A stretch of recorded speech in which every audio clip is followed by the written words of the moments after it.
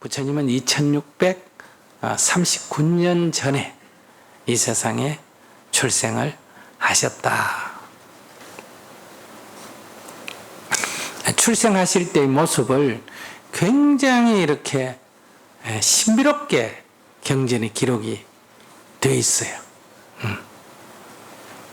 실제로 그랬는지 후대에 미화를 해서 그렇게 신비롭게 기록을 했는지는 우리가 알 수 없지만은 신앙적으로 보면 그분은 위대하신 분이니까 우리 출생하고 달랐다 이렇게 말할 수도 있고, 또 역사적으로 고찰해 보면 이렇게 훌륭하신 분은 사후에 그분의 출생을 이렇게 좀 더 신비적으로 묘사를 한다. 그래서 이렇게 묘사되어 있다. 이렇게도 볼 수가 있습니다.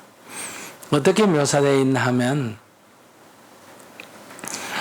부처님 어머니가 태몽 아시죠? 아기 가질 때 꾸는 꿈. 어떤 태몽 꿈을 꿨느냐? 저 하늘에서 음악 소리가 들려서 나와 봤더니 하늘에서 별이 하나 반짝반짝 가까이 오는 거예요. 그게 가까이 왔는데 이렇게 가만히 보니까 하얀 코끼리, 백상이라 그래요. 하얀 코끼리는 인도에서 길상을 상징합니다. 하얀 코끼리가 상아가 6개 달려 있어요. 보통 코끼리 상아가 몇 개예요? 2개인데.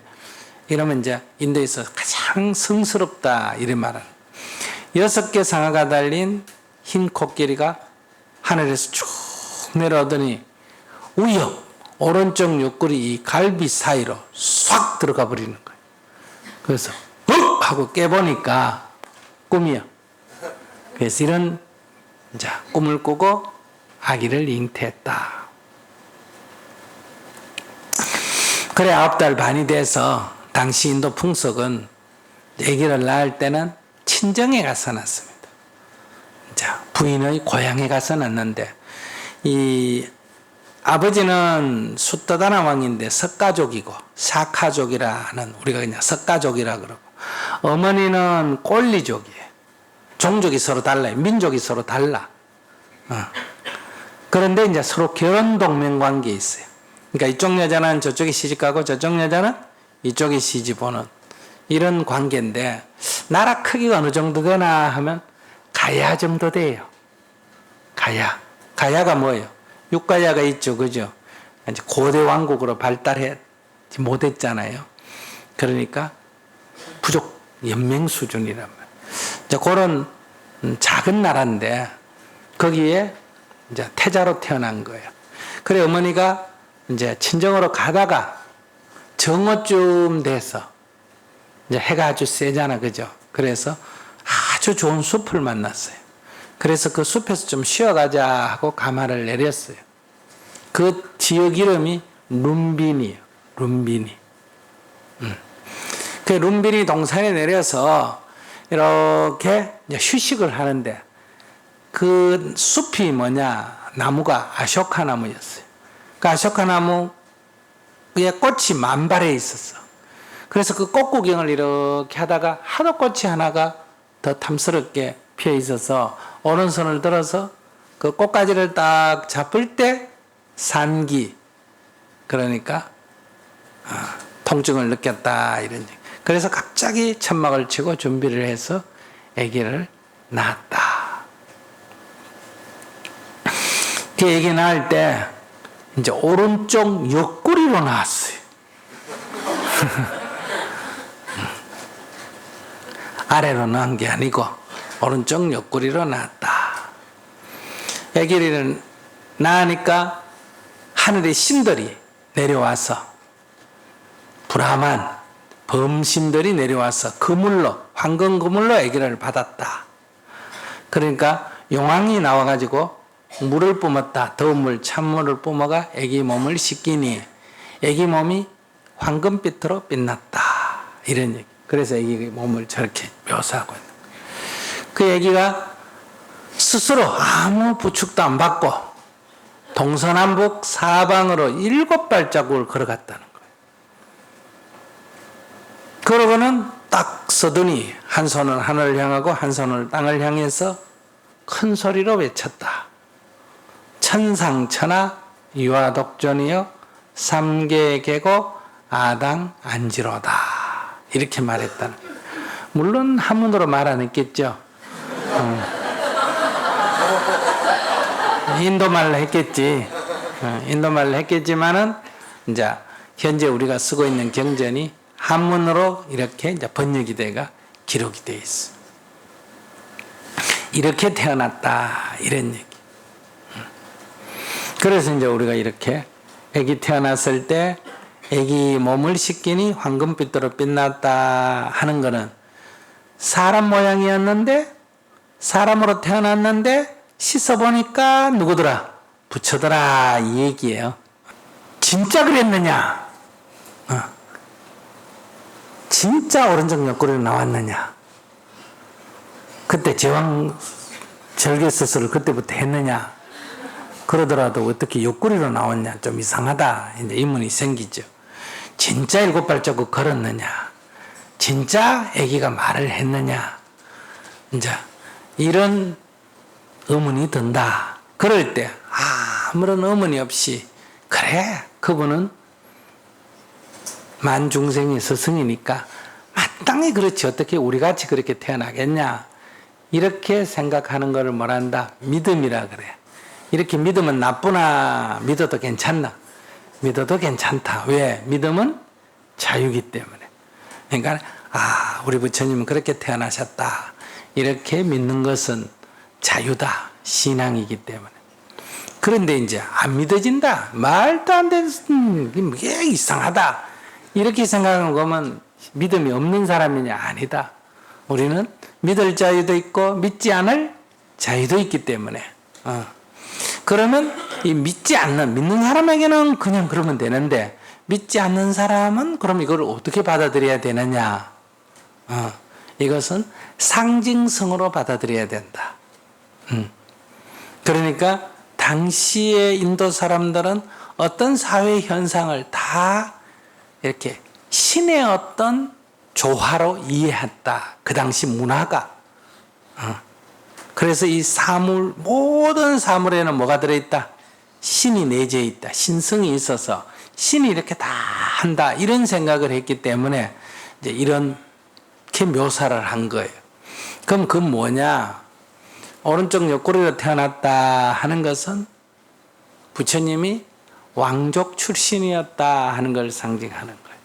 왜냐하면 인도의 전통 신앙, 브라만 신앙에 보면 브라만이라고 하는 하나님이 이 세상을 창조를 다 한 뒤에 마지막으로 사람을 창조하는데 신의 입김으로 입에서 브라만이라고 하는 사제 계급을 창조하고 신의 옆구리로는 왕족, 세상을 다스리라, 두 팔로 세상을 다스리라고 크사트리아, 왕족을 창조하고 신의 배에서는 먹는 문제 해결하라고 평민을 창조하고 바이샤, 그리고 신의 발바닥에서는 노예 계급을 창조했다. 수드라를 창조했다. 이게 인도의 계급제도, 카스트 제도죠. 4개의 계급을 창조했다. 그러니까 이 계급을 신의 창조로 합리화시킨 거예요. 그러니까 이런 전설이 있기 때문에 부처님이 어머니의 옆구리로 태어났다 하는 것은 부처님이 뭐다? 브라만도 아니고 수드라도 아니고 바이샤도 아니고 뭐다? 크사트리아 왕족 출신이다 하는 것을 상징한다. 그럼 부처님이 7발자국을 걸었다. 이건 뭘 상징하느냐? 인도의 전통 문화에는 윤회라는 게 있습니다. 인도 문화의 독특함이죠. 이 윤회라는 건 뭐냐면 이 세상은 지옥하고 천당 이렇게 두 가지만 있는 게 아니라 그 중간에도 있어요. 그래서 크게 몇 등분 나눈다. 6등분으로 나눠. 그래서 가장 열악한 게 지옥, 그 다음에 아기, 그 다음에 축생, 짐승들 세계요. 그 다음에 인간, 수라, 아수라장 하는 거 있죠? 아수라, 그 다음에 인간, 그 다음에 천상이라는 게 뭐냐? 신들의 세계. 이렇게 6가지 세계가 있는데 이걸 갖다가 돌고 돈다. 이걸 육도윤회다. 이렇게 말해요. 그러니까 이 서양 종교하고는 조금 달라요. 서양에는 심판을 받아 한번 지옥 가면 어떻게 한다? 영원히 지옥 가고 한번 천당 가면 영원히 천당 가는데 조금 합리성이 떨어지잖아요. 그죠? 근데 인도는 그런 거 보면 조금 합리성은 있어요. 좋은 일 해가지고 복 받아가 천당 가면 그 복 다 까먹어버리면 어떻게 한다? 도로 떨어진다. 아시겠어요? 나쁜 짓 해가 지옥 갔는데 벌 다 받으면 어떻게 한다? 또 도로 나온다. 그러니까 이 6개의 세계를 뭐 한다? 계속 돈다. 도는 걸 뭐라고 한다? 윤회한다. 그렇게 이 윤회의 사슬에서 우리가 벗어나지 못하는 거예요. 그러니까 설령 천상 간다, 천당을 간다 하더라도 그것이 영원한 게 아니다 이 말이에요. 윤회하기 때문에. 그러니까 6발자국이 뜻하는 것은 윤회를 뜻하는 거예요. 그러면 7발자국을 걸었다 하는 건 뭘 말한다? 윤회에서 벗어났다. 해탈과 열반을 성취했다. 해탈이라는 것은 윤회에서 벗어난 완전한 자유를 말하고, 열반이라는 것은 모든 괴로움에서 벗어난 상태, 참 행복을 열반이라 그래요. 그러니까 이분은 어떤 분이다? 해탈하실 분이고 열반하실 분이다. 윤회에서 벗어날 분으로 이미 예정되어 있다. 이런 의미로 썼는데, 이건 부처님이 해탈을 했으니까 어때요? 결과적으로 해탈을 했으니까 태어날 때 뭐다? 해탈할 거다. 내가 스님이 됐으니까 어떤 사주를 보면 뭐다? 뽑으면 뭐라고 나온다? 스님 될 거라고 나온다. 이런 얘기. 이 점쟁이가 네 어디 가면 죽을 거다 하면 안 가버리면 안 죽잖아. 그지? 그러니까 그것은 이제 우리가 미리 알면 이거는 의미가 없어지죠. 그래서 정해져 있지 않다. 이런 얘기예요. 그러니까 이런 얘기는 뭐냐 하면 이미 부처가 됐으니까 어때요? 거꾸로 돌려가지고 태어날 때 벌써 뭐다? 부처가 될 거다. 이렇게 해서 기록했다고 보는 게 더 합당하다. 이런 얘기예요. 그러니까 스님도 만약에 지금처럼 이렇게 비실비실하고 나중에 아주 훌륭해가 죽으면 어떻게 될까? 사주 자체가 바로 이래 되도록 돼 있나 안 돼 있나? 돼 있다. 이렇게 낸단 말이에요. 그러니까 이제 그 7발을 걸었다 하는 것은 윤회에서 벗어날 그래서 부처를 이루리라 하는 것을 상징한다. 이렇게 보고, 그 다음에 이제 한 손을 하늘을 가리키고 한 손을 땅을 가리키고 이렇게 소리쳤다. 뭐라고? 천상천하 유아 독존. 첫 구절이에요. 대부분 이것만 아는데 반드시 대기가 있습니다. 하나는 삼계계고 아당안지다. 이렇게 말했는데, 이 천상천하 유아독존, 천상천하 유아독존을 우리가 보통 세속적으로 어떻게 해석해? 유아독존을 지잘 니잘났다 이렇게 해석하잖아. 그죠? 근데 그런 뜻은 아니에요. 이때 천상이 무슨 뜻이냐? 천상. 인도에서 천상은 신들의 세계를 말해요. 천하는, 천하 대장군이 있죠. 천하는 인간 세계를 뜻해. 그러니까 천상천하란 말은 신들의 세계와 인간 세계를 통틀어서 이런 얘기예요. 유아 독존이다. 홀로 존귀한 자다. 누가? 내가. 그 다시 말하면 내가 가장 소중한 존재다.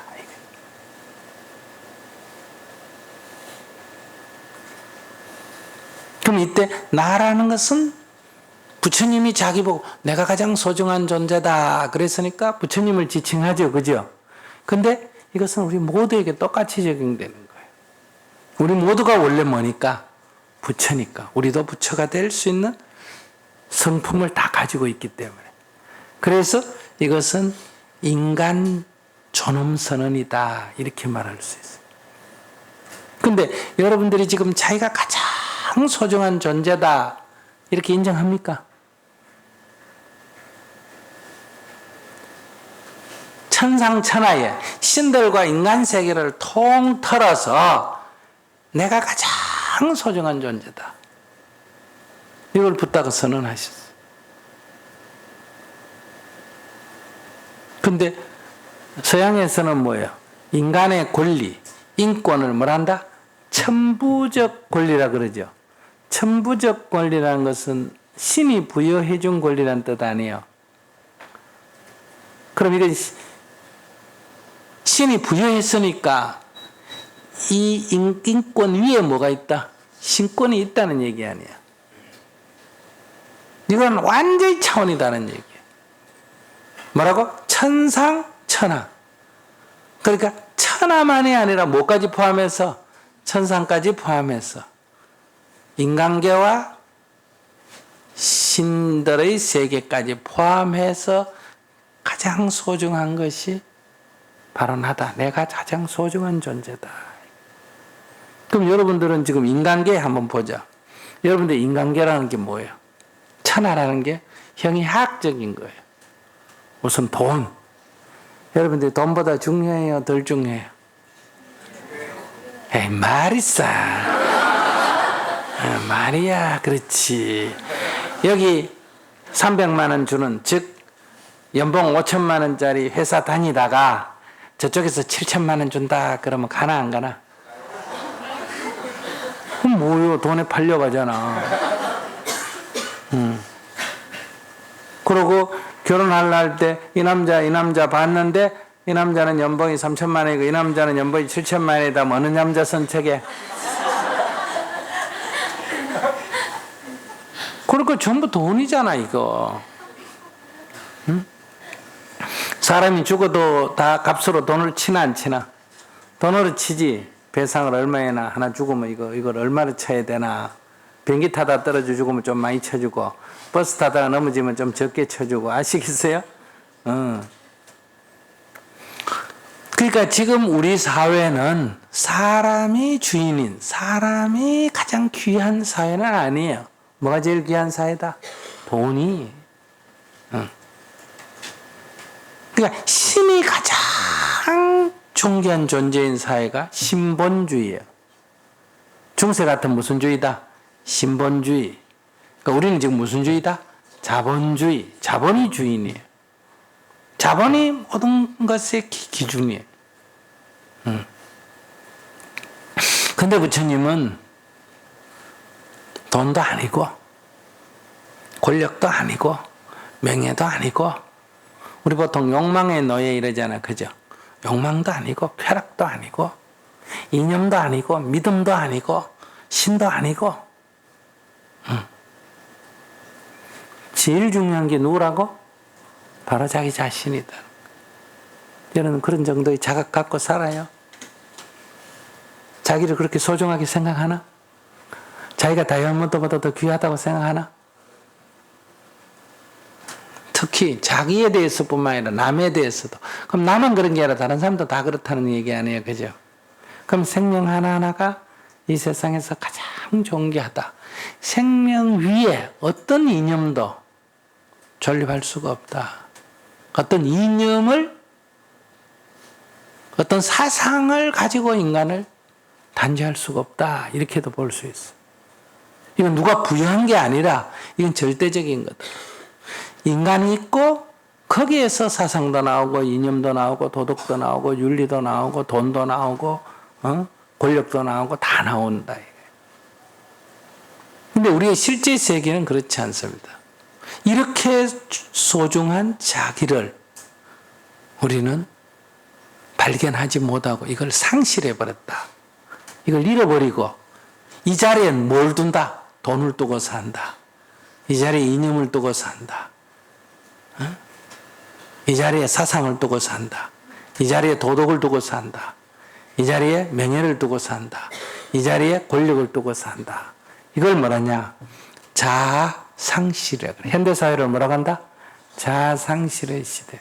자아가 상실됐기 때문에, 즉 이 집의 주인이 없기 때문에 주인을 잃어버리고 도덕대로가 주인으로 하고 있는 거예요 지금. 그래서 우리 인생이 괴로운 거예요.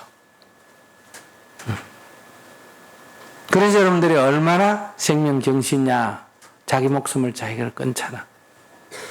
또 남도 함부로 죽이잖아. 총 갖고 막 쏴버리고. 지금 자살이 어느 정도인지 알아요? 하루에 43명 죽어요 우리나라에. 고속버스 한 대가 매일매일 전복해가 몰살하는 거예요. 이게 다 자아상실에서 형성되는 거예요. 그러니까 붓다가 이 세상에 오신 것은 인간 존엄을, 자아 존중을 선언했다, 이렇게 볼 수 있어요. 그럼 그 당시에 그렇지 않았긴데 이런 선언을 했겠죠, 그죠? 그 당시에 젊은이들이, 부처님 그 얘기 중에 이런 게 있어요. 부처님이 또 명상하고 있으니까 한 30명의 젊은이들이, 남자 청년들이 확 몰려왔어요. 그래서 부처님께 물었어요. 어떤 여자 하나 도망가는 거 못 봤냐? 그 왜 그러냐? 그러니까 이 30명의 남자들이, 요즘 이런 젊은이들이 애인 데리고, 자기 여자친구 데리고 들놀이, 소풍을 간 거예요. 그래서 소풍을 가가지고는 술 마시고 춤추고 놀다가 다 술이 취해서 쓰러진 거예요. 그래서 나중에 눈을 뜨고 보니까 자기들이 갖고 있던 폐물이고 귀한 게 아무것도 없어. 다 훔쳐가 버렸어. 누가?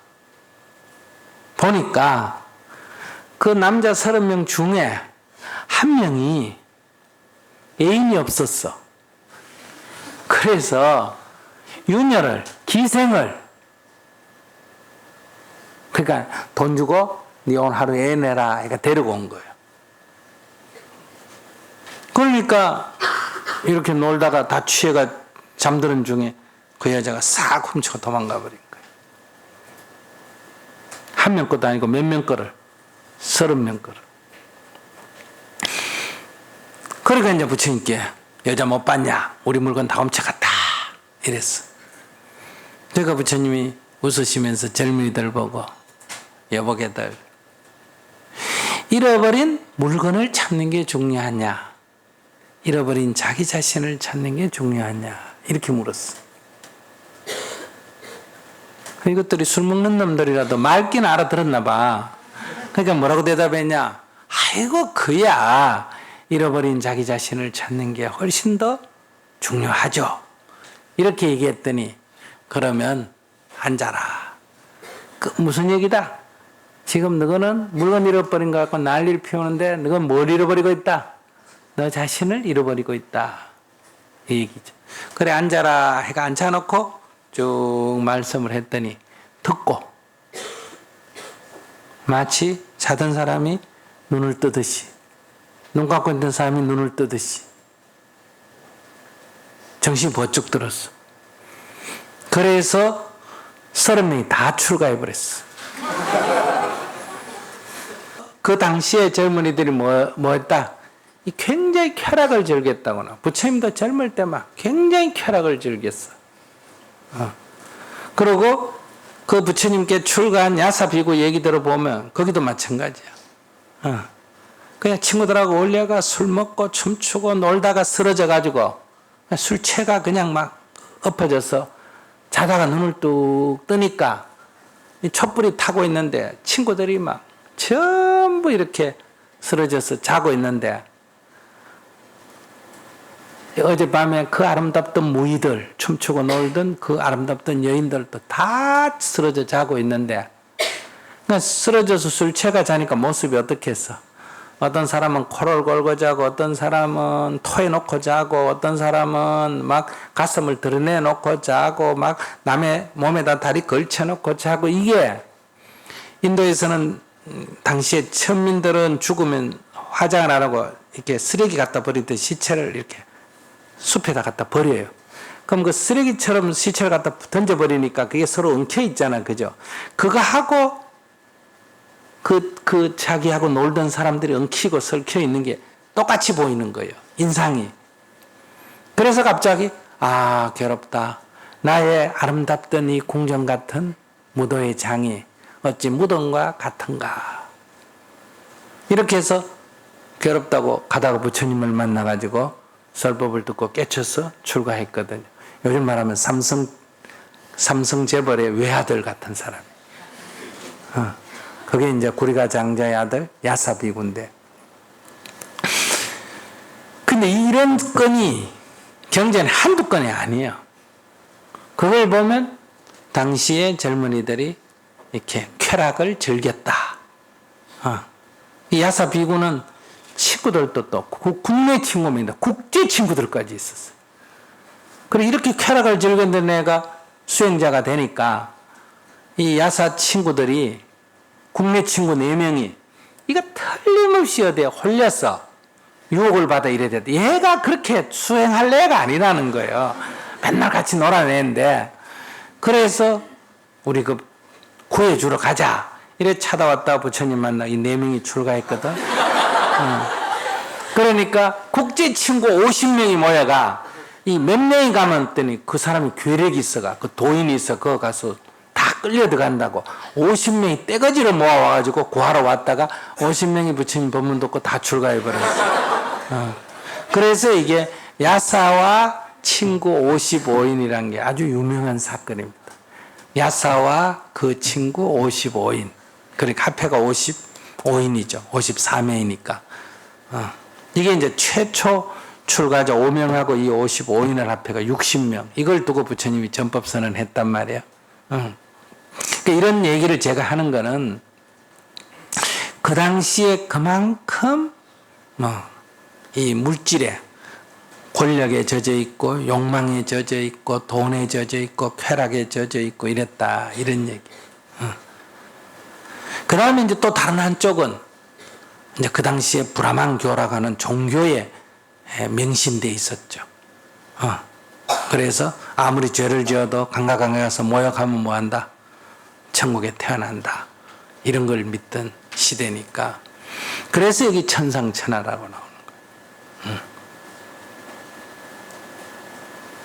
그리고 또 부처님의 얘기 중에 이런 게 나와요. 그 빈비시라 왕이 어느 날 자기가 이렇게 부처님 말씀 공부하다가 자기 스스로 자기한테 물어봤어. 이 세상에서 제일 귀한 게 뭘까? 제일 귀한 게 뭘까 이 말이에요. 자기는 지금 왕이니까 큰 집도 있고 제일 귀한 보석도 있고 좋은 칼도 있고 좋은 마차도 있고 좋은 말도 있고 이쁜 여자도 있고 귀한 게 너무 많다 보니까 이 중에서 제일 귀한 게 뭘까 이렇게 생각이 든 거예요. 이 중에서 하나만 딱 고르라면 뭘 고를까 하니까 왜 보면 다 귀하고 왜 보면 다 별거 아닌 것 같고 이런 거예요. 그래서 자기 부인한테 가서 말리카 부인인데 물었어요. 여보, 이 세상에서 제일 소중한 게 뭘까?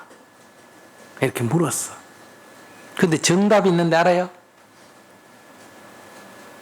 남편이 아내 보고 왕후 보고 이 세상에서 제일 귀한 게 뭘까요? 하고 물으면 이건 정답이 그냥 튀어나와야 돼요. 누다? 당신 이래야 돼. 그 당시에는 왕은 모든 것의 근본이기 때문에. 근데 마이카 부인이 뭐라 그랬냐? 제가 아무리 생각해도 제 자신인 것 같습니다. 이랬어. 그건 그냥 그 자리에서 죽어야 돼. 그런데 왕이 그 얘기를 듣고 당신도 그렇소. 나도 아무리 생각해봐도 내 자신인 것 같소. 그래서 부처님께 둘이가 가서 자기들 얘기를 한 거예요. 우리가 이런 문제를 생각해서 생각하고 생각하다가 내린 결론이 이 세상에서 제일 소중한 것은 그 누구도 아니고 바로 자기 자신인 것 같습니다. 그랬더니 부처님께서 그렇다 그러셨어요. 그러니까 오늘 우리는 얼마나 자신이 소중한 줄 모르고 살아요. 이 모르는 존재를 범부중생이라 그래요. 그러니까 여러분들이 지금 괴롭지?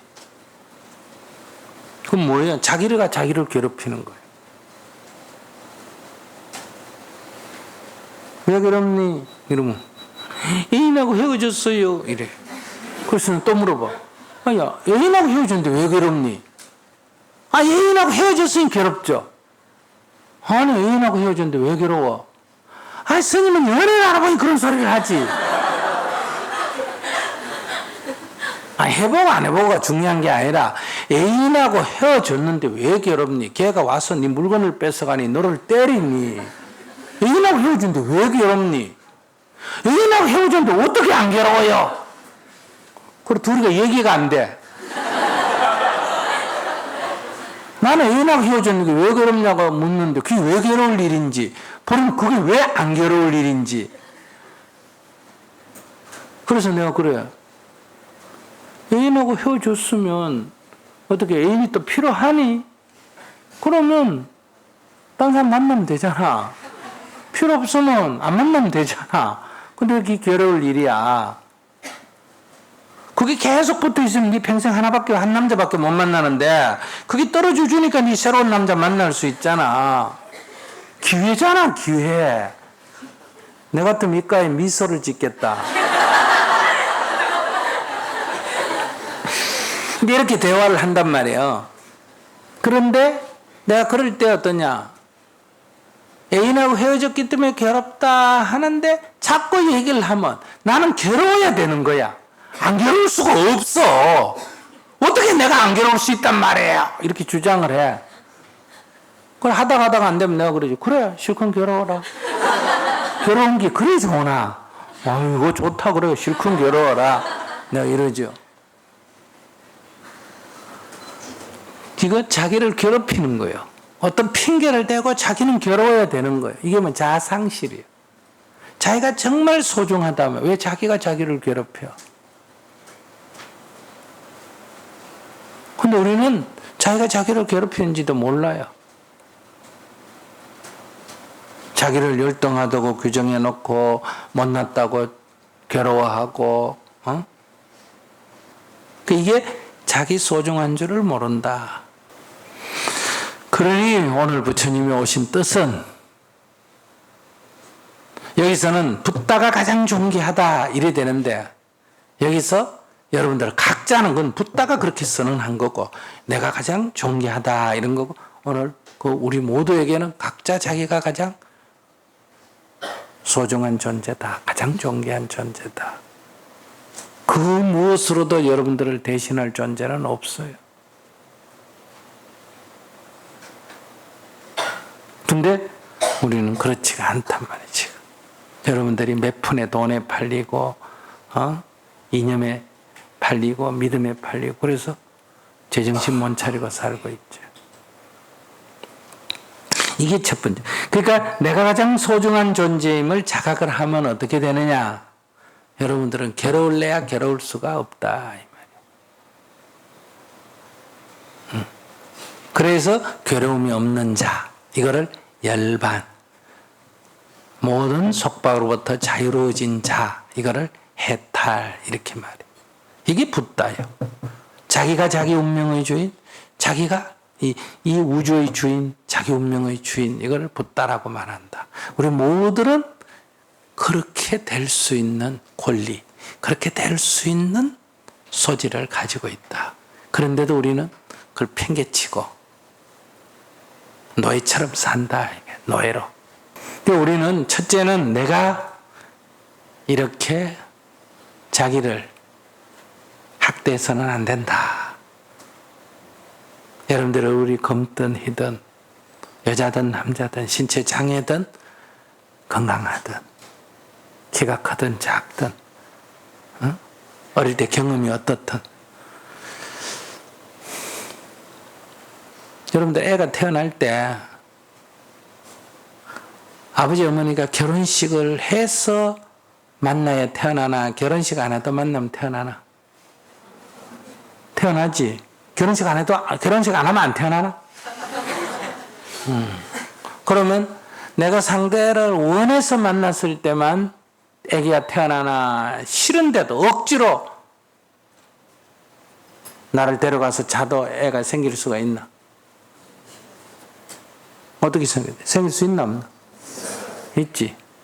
그러면 어른 입장, 어머니 입장에서 볼 때는 나는 원치 않는 결혼이다. 난 아직 결혼식 안 했다. 나는 뭐 성폭행 당해 애를 낳았다 이러지만 생긴 애기 입장에서 무슨 차별이 있나? 근데 태어난 아기가 부모가 흑인이었다, 부모가 상놈이었다, 부모가 기생이었다, 부모가 결혼 안 하고 낳았다, 아버지가 누군지 모른다, 이걸로 사람을 차별하는 것이 자연적이가?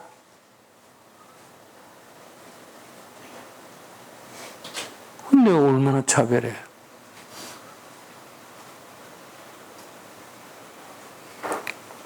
그러니까 이런 어떤 차별도 인간 존재가 그 무엇으로도 그 가치를 훼손할 수 없는 절대존엄의 존재라면 이런 것으로, 이런 윤리 도덕이니 관습으로 단죄할 수가 없다 이 말이에요. 태어나서 보니까 자기 몸에 남성 성기도 달렸고 여성 성기도 달렸다. 태어나서 보니까 자기 몸에는 여성 성기도 없고 남성 성기도 없다. 그럼 이게 전생에 지은 죄의 탓일까? 하나님이 버릴까? 자기는 태어나서 보니까 이성에게는 아무 관심이 없고 동성에게만 호기심이 있다. 자기가 뭐 어떻게 일부러 그러려는 게 아니라 이 마음이 그렇게 움직인다 이 말이에요. 그리고 오늘날 동성에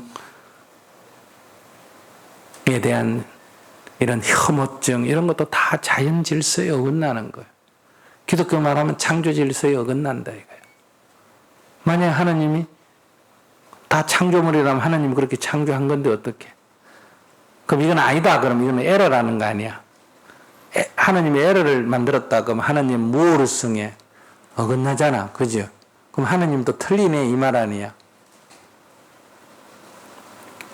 그래서 우리가 이 존재, 태어난 존재를 가지고 어떤 차별을 하는 것은 진리에 어긋난다. 그 어떤 것도. 이것이 바로 이 첫 번째 선언이란 말이에요. 천상천하 뭐라고? 유아 독존이다. 가장 존귀한, 홀로 존귀한 존재다. 근데 오늘 우리가 안 그러잖아. 오늘 부처님 오신 날 여러분들 이걸 자각해야 돼. 여러분들 자신이 가장 존귀한 존재임을 자각해야 돼. 결혼했던, 결혼을 했던, 젊었던, 늙었던, 신체가 장애가 생겼던 그건 중요한, 그건 불편할 뿐이야. 팔이 하나 없으면 불편할 뿐이지 그게 무슨 열등한 존재가 아니다. 여러분들 부모가 누구든 뭐 사생아니 뭐니 그거 다 옛날 얘기야. 두 번째, 그런데 뒷구절이 중요한 거예요. 삼계계고 아당 안지라. 삼계라는 것은 여기 설명하면 길고 온 누리, 이 세계를 말하는 이 세계에 살고 있는 모든 사람들이 계고 모두 계자예요. 모두 다 괴로움에 빠져 있다. 왜? 자아를 상실하고. 그러니 내 일을 마땅히 편안하게 하리라. 이게 아당안지요. 아당안지. 내 일을 마땅히 편안하게 하리라. 즉 나만 부처가 되는 게, 나만 행복하고 자유로운 게 목적이 아니라, 그러면 자유롭고 행복한 존재로서의 나는 무슨 일을 해야 되느냐? 이 세상 사람들이 이렇게 자유롭고 행복한 쪽으로 어때요? 과거로 인도해야 된다. 이게 이제 기독교식으로 말한 말이야. 이 기쁜 소식을 뭐 해야 된다? 전해야 된다. 복음을 전해야 된다. 이렇게 말할 수 있겠죠.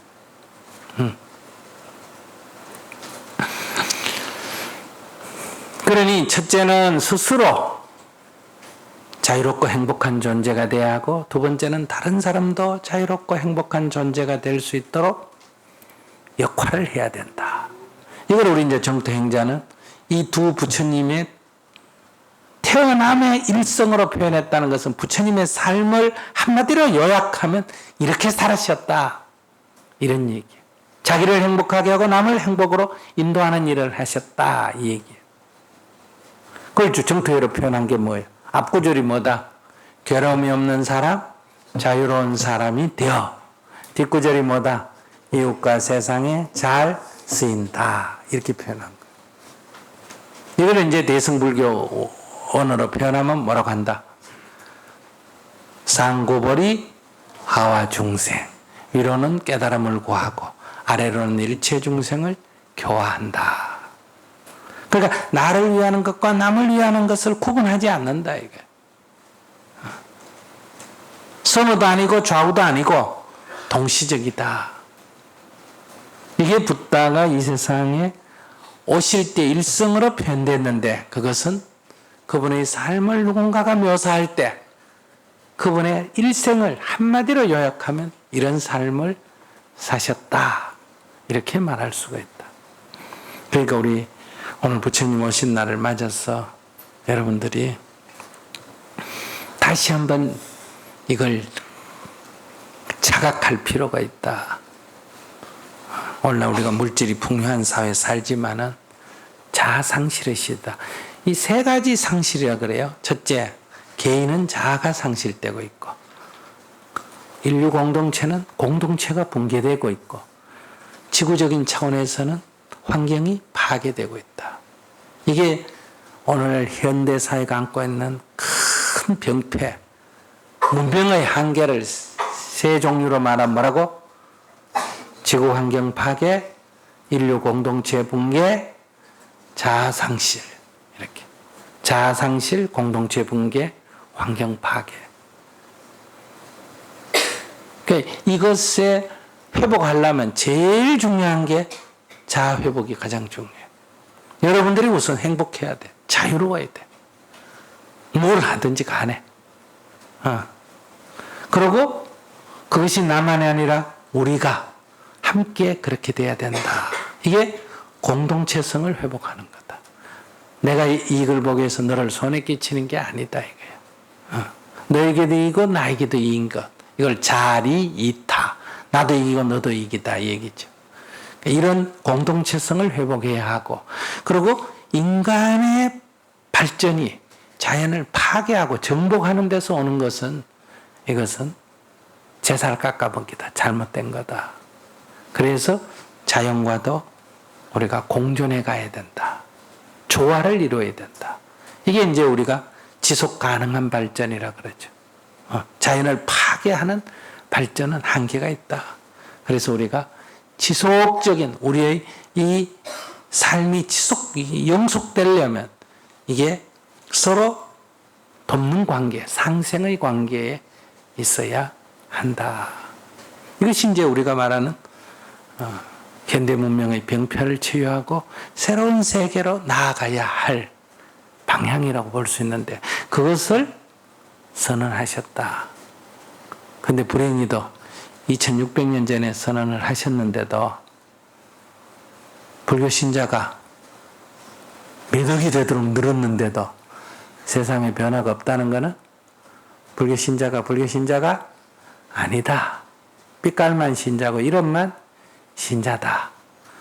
결국 그런 길로 가는 게 아니라 불교 신자가 돼가지고 부처님한테 돈 달라, 밥 달라, 결혼 상대 구해달라, 시험에 걸리게 해달라, 선거에 당선되게 해달라, 이런 건 하고 있다 이 말이에요. 이 세속적인 욕망을 부처에게 구하고 있다. 그러니까 이것은 부처의 가르침하고는 아무 관계가 없기 때문에 이 불교 신자가 느는 거하고 사람들이 행복해지고 세상이 좋아지는 거 아무 관계 없다 이거예요. 근데 그거 늘려서 뭐해? 폐사함하려고, 기독교하고 폐사함하려고 늘리자는 거야. 그러니까 우리가 이 질이 담보돼야 된다. 이 원래의 가르침에 이 질이 담보되는 범위 안에서 양이 느는 건 좋은 일이야, 나쁜 일이야? 좋은 일이다. 그러니까 질이 담보되지 않으면 양이 느는 것은 아무 의미가 없다. 그래도 요즘 우리 사회에서 종교마저도 나한테 물어요. 아이고, 스님, 절 잘 됩니까? 절 잘 된다는 게 뭐다? 신도가 많아야 되나, 적어야 되나? 많아야 되고, 두 번째, 돈이 있어야 되나, 없어야 되나? 있어야 되고, 건물이 커야 되나, 안 커야 되나? 커야 돼. 이거나, 회사 잘 되나, 가게 잘 되나는 무슨 차이겠어? 가게 잘 되나가 뭐다? 손님이 많아야 되고, 수입이 많아야 되고, 응? 똑같은 이게 뭐야? 자본주의니까.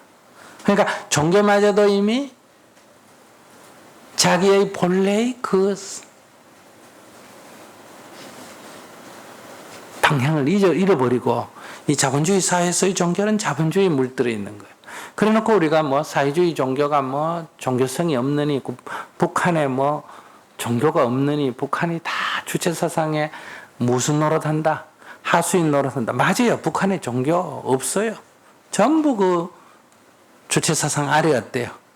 하수인 노릇해요. 그거나 우리나라 종교가 전부 자본주의 아래 하수인 노릇하나 별 차이가 사실은 없어요. 지금 뭐 갖고 싸우는지 알아요? 불교 믿으면 돈 많이 버나? 교회 다니면 벌 많이 버나? 그러니까 자본주의가, 그래서 저는 우리나라에 종교가 하나밖에 없어요. 무슨 교? 돈교. 돈교 하나가 있고, 돈교 밑에 이 상점을 여러 개 열어가. 아시겠어요? 기독교 믿으면 돈 잘 번다. 불교 믿으면 돈 잘 번다. 뭐 믿으면 돈 잘 번다. 이래가 경쟁하는데, 사실은 우리도 유일신앙이에요. 저 위에만 유일신앙이 아니라 우리도 유일신앙. 뭐 유일신앙이다? 돈 유일신앙. 자본 유일신앙이라면 모든 세상의 평가가 그렇게 돼요. 여러분들 친구한테, 애인한테 선물 하나 해줘봐요. 엄마가 애들한테 선물 줘. 내가 딱 받자마자 뭐란다? 엄마 이거 얼마짜리고? 이러지. 사랑이 뭐로 표시된다? 화폐로 계산이 되는 시대. 여러분들도 뭐 옷을 사든 신발을 사든 누가 주면 제일 첫 번째 묻는 게 뭐다? 나도 그런데 뭐. 이게 몸에 완전히 빼가지고 딱 보면 얼마 줬어? 이게 제일 먼저잖아. 그게 비싸면 좋은 거고, 그게 싸면 나쁜 거고. 이렇게 우리도 모르게 이 자본주의 시스템 안에 살다 보니 거기에 완전히 쇠뇌되어 있어요. 북한에 살다 보니 거기에 쇠뇌되어 있고. 이런 것처럼. 그래서 우리가 자아를 상실하고 있다. 이것을 회복해야 된다. 이거를 선언하신 분이 부처님이시다. 오늘 오신 이유가 그런 얘기하러 오셨대요. 그런 얘기보다는 돈 많이 벌게 해주는 게 더 중요한가? 예. 그래서 우리가 부처님 오신 날을 기해서 다시 한번 생각해 보면서 특히 우리가 좀 반성해야 될 거는 우리 사회에서 이렇게 소수자, 북한에서 왔다, 연변에서 왔다, 베트남에서 왔다, 이런 이주자 또는 난민, 이런 사람에 대해서 우리가 굉장히 우리도 모르게 차별해요. 그 다음에 또 장애자, 시각장애, 청각장애, 지체부자유와 제가 며칠 전에 장애자하고 정문적설 해봐요. 굉장히 차별을 느끼고 그렇게 살아요. 북한에서 온 사람들하고 또 정문적설 해보면 한국에서만 못 살겠다는 거예요. 너무 차별을 받아. 근데 우리는 물어보면 차별하는 사람 아무도 없어요. 남자들이 여자들을 차별한다고 못 느껴요. 근데 여자들은 차별을 느껴요, 안 느껴요? 느껴요. 그 다음에 이제 얼마 전에 서울 운동장에서도 지금 집회하고 있는 뭐다? 성소수자들에 대한 우리 사회에서의 차별을 넘어서서 뭐다? 거의 혐오를 하고 있잖아. 이런 것도 잘못됐다. 이렇게 볼 수 있죠. 그래서 이 세상에 태어난 모든 존재는 다 그 나름대로 다 소중하다.